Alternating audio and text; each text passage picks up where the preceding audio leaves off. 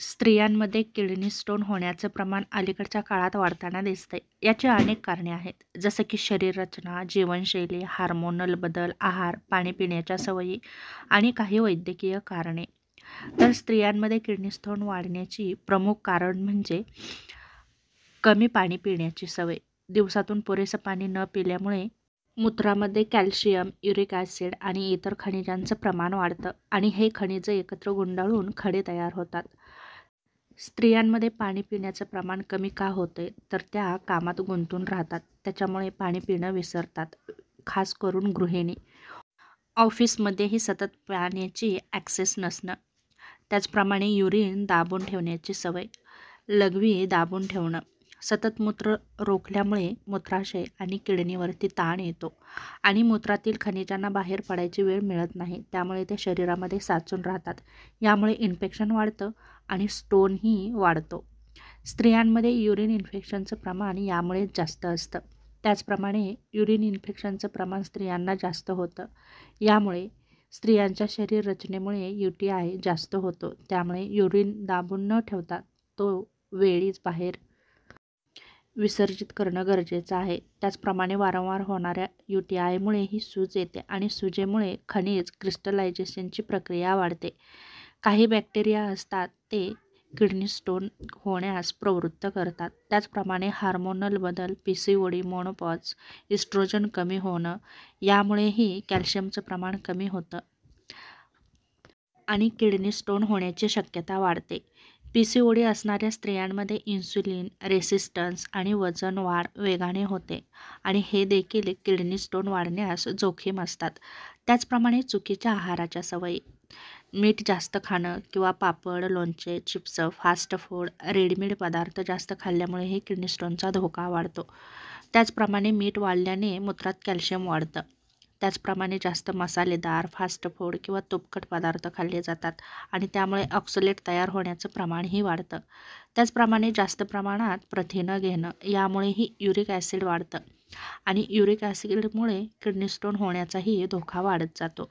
त्याचप्रमाणे फळे आणि भाज्यांची कमतरता, पोटॅशियम कमी झालं की मूत्रातील ॲसिडिटी वाढते आणि स्टोनचा धोका वाढतो. वजन वाढणं आणि स्थूलता, जास्त वजनामुळे मूत्र जास्त ॲसिडिक होतं आणि हे ॲसिडिक वातावरण स्टोन बनवणाऱ्या क्रिस्टलांना एकत्र करतं. त्याचप्रमाणे PCOD वाढल्यावरही धोका वाढतो.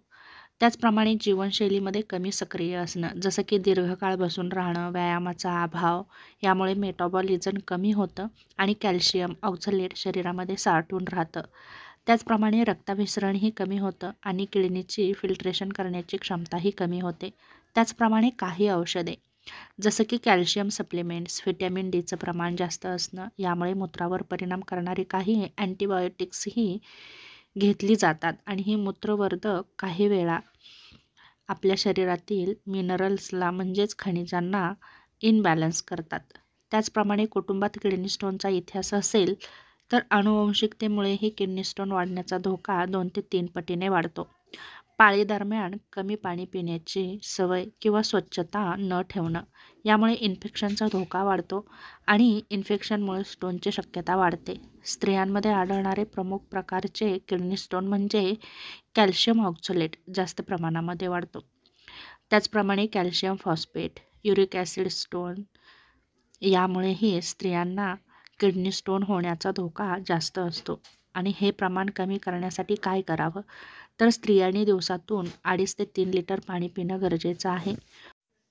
लघवी दाबून न ठेवणं, मीठ, चिप्स, पापड, फास्ट फूड यांचं प्रमाण कमी करणं, लिंबू पाणी पिणं, नारळ पाणी किंवा पाणी पिणं वाढवलं पाहिजे. रोज 30 मिनिटे व्यायाम हा केलाच पाहिजे. कॅल्शियम आणि व्हिटॅमिन Dची सप्लिमेंट जर तुम्हाला घ्यायची असेल तर ते डॉक्टरांच्या सल्ल्यानेच घेणं गरजेचं आहे.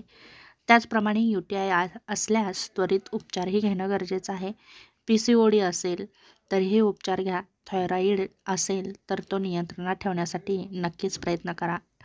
या सर्व गोष्टी जर तुम्ही केल्या तर नक्कीच किडनी स्टोनचा धोका कमी होऊ शकतो. यासाठी बैठी जीवनशैलीचा त्याग करून सक्रिय राहणं खूप गरजेचं आहे. तरच आपल्या शरीराचे बरेचसे प्रॉब्लेम हे कमी होतात. तेव्हा सक्रिय राहणं आणि शरीराची हालचाल ठेवणं खूप महत्त्वाचं आहे.